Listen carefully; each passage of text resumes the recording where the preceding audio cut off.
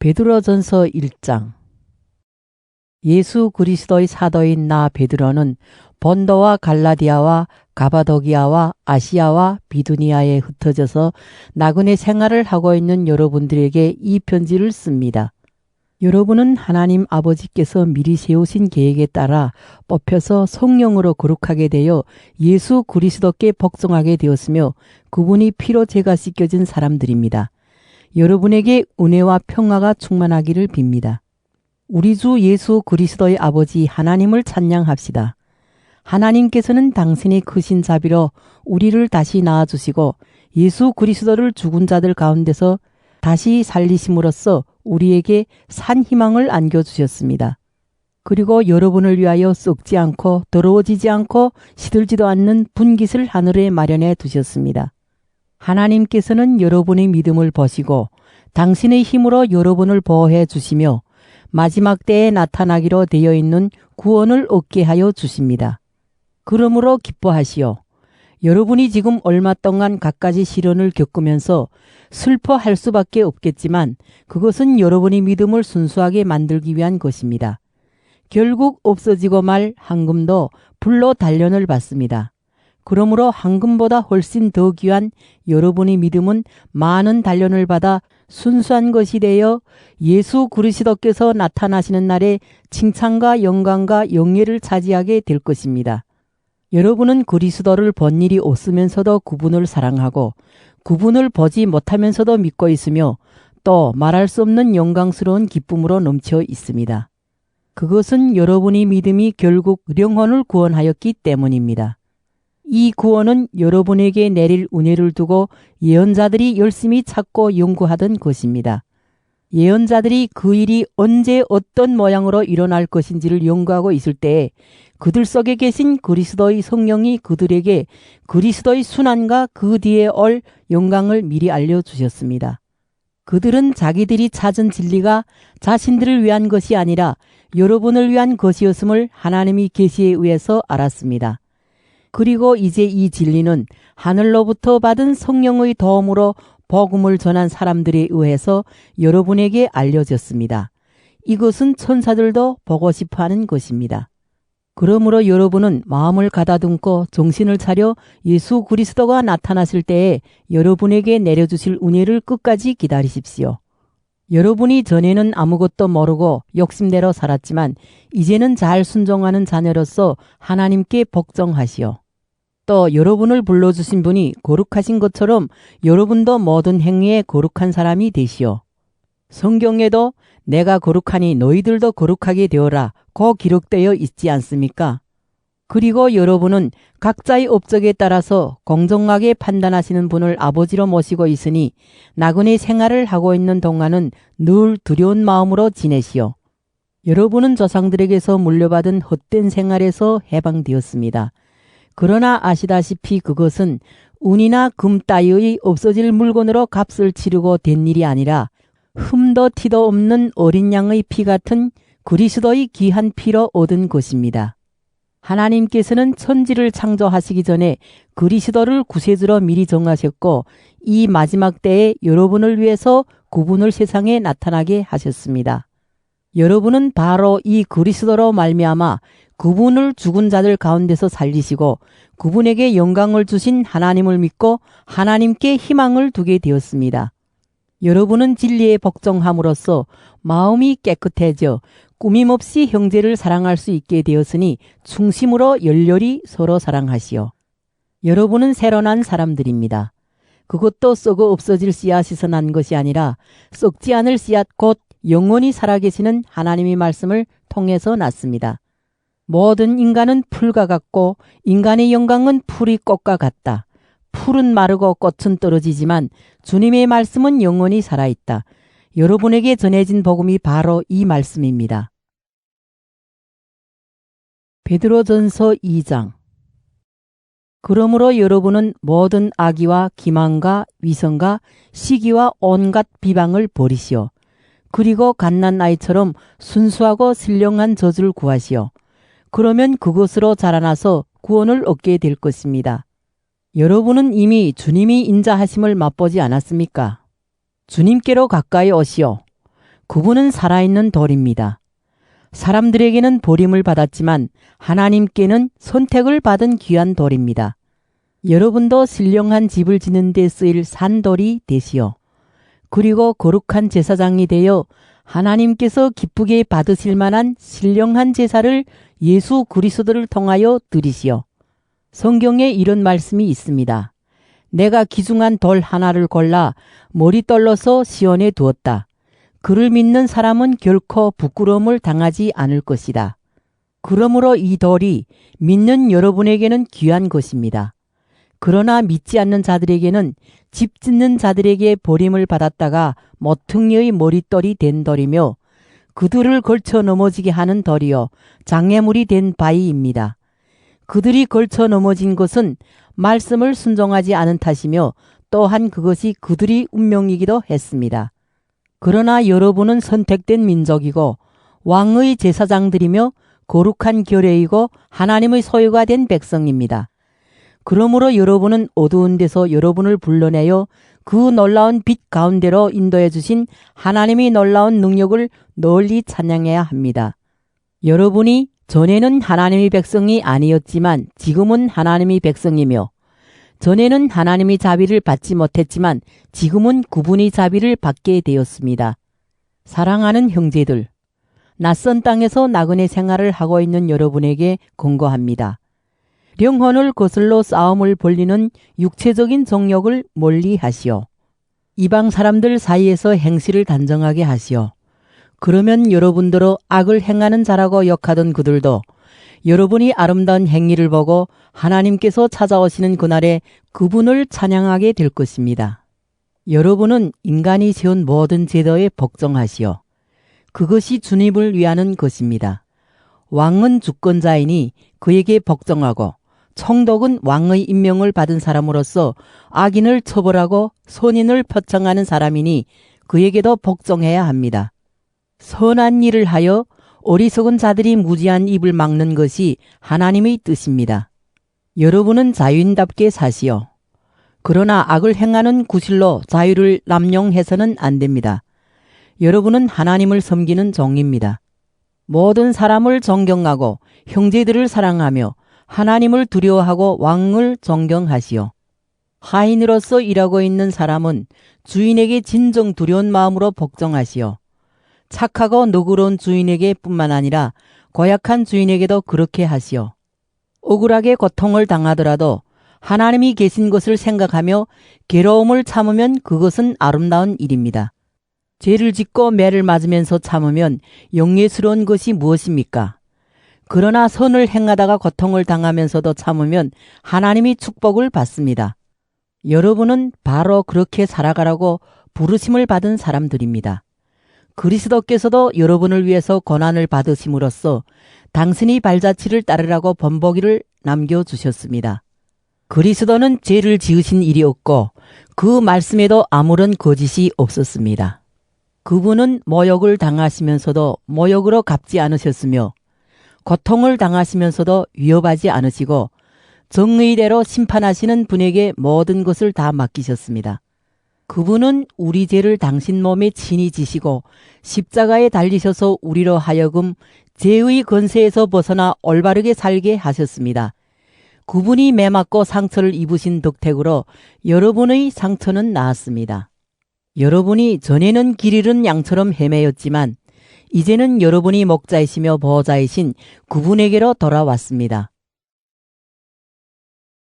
베드로전서 3장.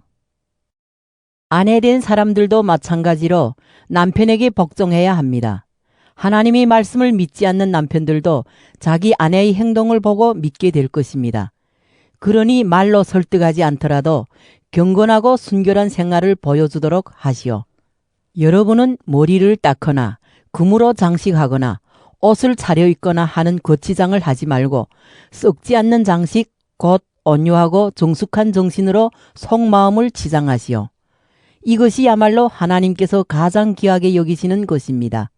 전에 하나님께 희망을 두고 살던 거룩한 부인들도 이와 같이 자신을 가다듬고 자기 남편에게 복종했습니다.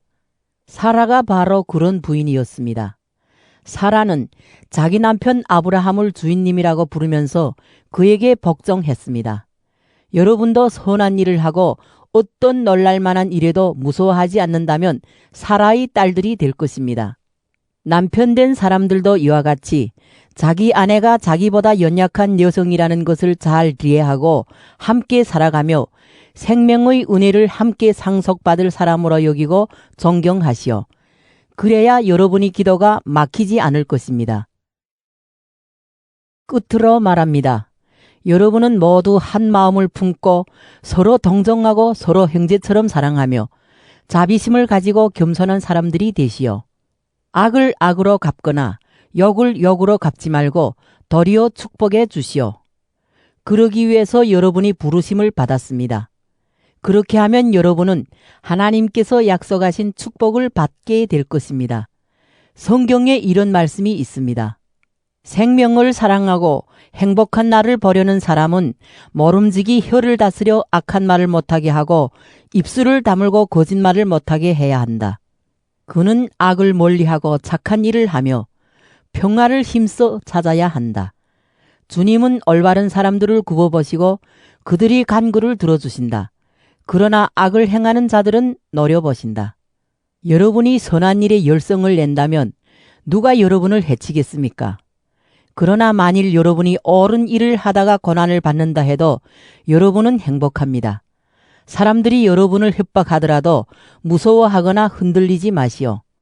여러분의 마음속에 그리스도를 주님으로 우러러 모시고 여러분이 간직하고 있는 희망에 대해서 설명을 듣고 싶어하는 사람들에게는 언제라도 답변할 수 있도록 준비해 두시오.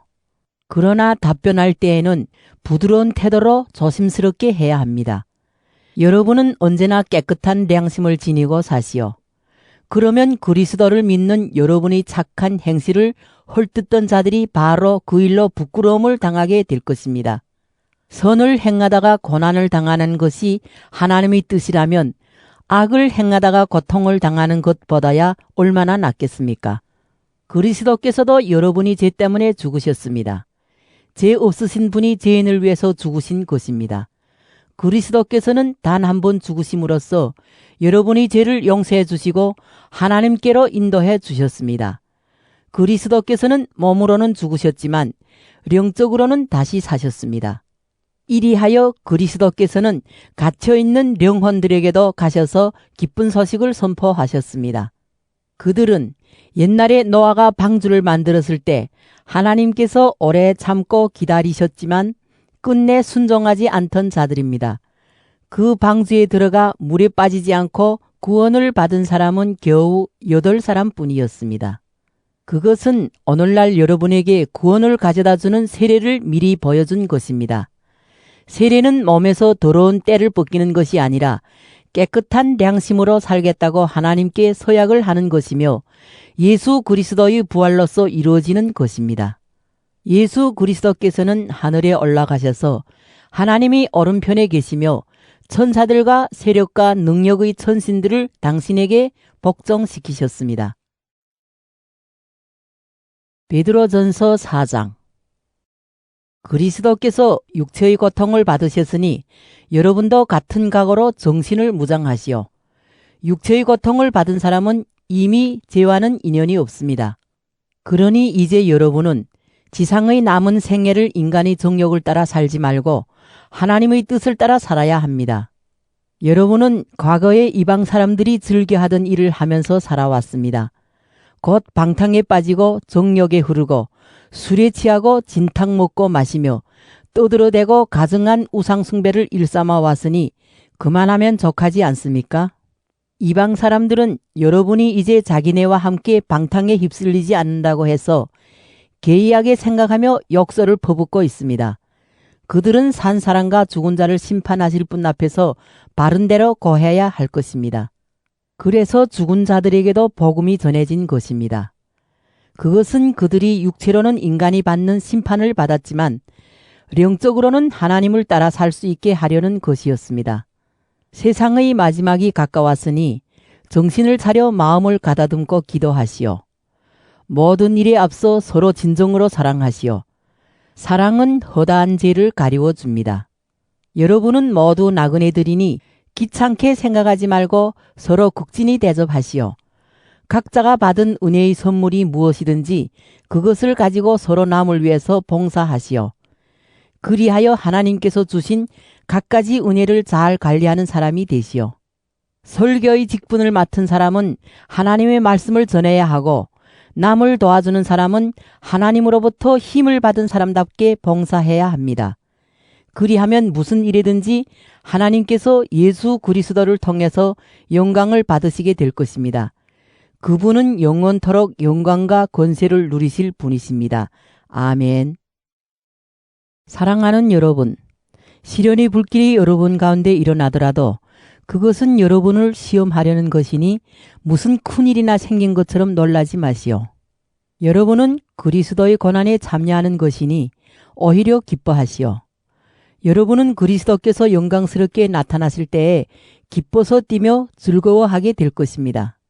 여러분이 그리스도 때문에 모욕을 당하면 행복합니다. 영광의 성령, 곧 하나님의 성령이 여러분에게 머물러 계시기 때문입니다. 여러분 중에는 아무도 살인자나 도적이나 악한이나 사기한 같은 것들이 되어 고난을 당하는 사람이 없도록 하시오. 그러나 여러분이 그리스도인이기 때문에 고난을 당한다면 부끄러워하지 말고 오히려 그리스도인이 된 것을 하나님께 감사하시오. 심판의 때는 왔습니다. 하나님의 백성이 먼저 심판을 받을 것입니다. 하나님께서 당신의 백성인 우리를 먼저 심판하신다면 하나님의 복음을 믿지 않는 자들이 말로가 어떠하겠습니까? 의로운 사람이 겨우 구원을 받는다면 경건치 못한 죄인은 어떻게 되겠습니까? 그러므로 하나님의 뜻을 따라 고난을 받는 사람들은 착한 일을 행하면서 자기 영혼을 진실하신 창조주께 맡겨야 합니다. 베드로전서 5장.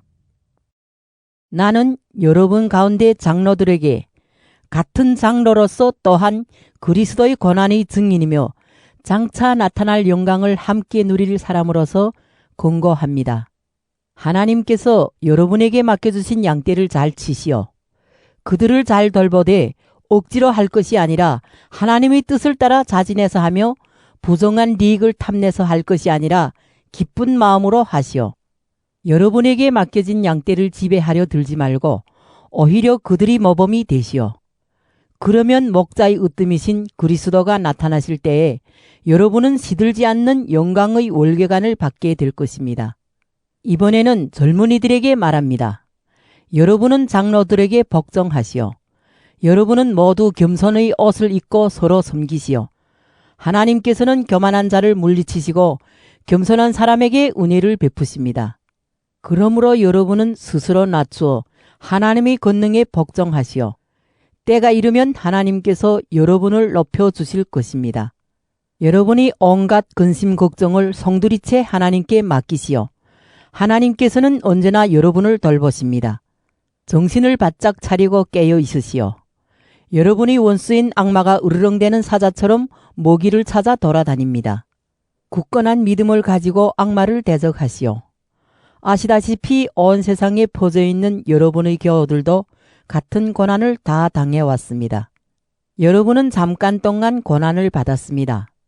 그러나 그리스도를 믿는 여러분에게 당신이 영원한 영광을 주시려고 불러주신 하나님, 곧 모든 은혜의 하나님께서 친히 여러분을 완전하게 하여 주시고 든든히 세워주시고 힘을 주시고 흔들리지 않게 하여 주실 것입니다. 하나님은 영원토록 권세를 누리실 분이십니다. 아멘.